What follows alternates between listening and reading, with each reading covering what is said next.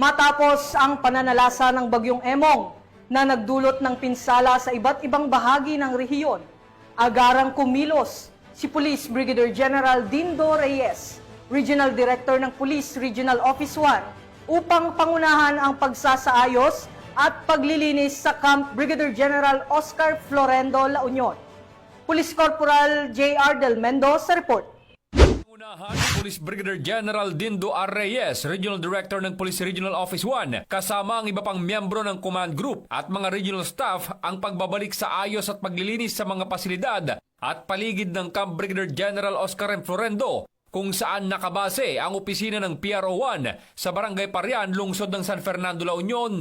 Dahil sa lakas ng hangin at ulan na idinulot ng Bagyong Emong, halos nagtumbahan ang lahat ng punong kahoy sa kampo at ang ilan ay bumara sa daanan at kalsada.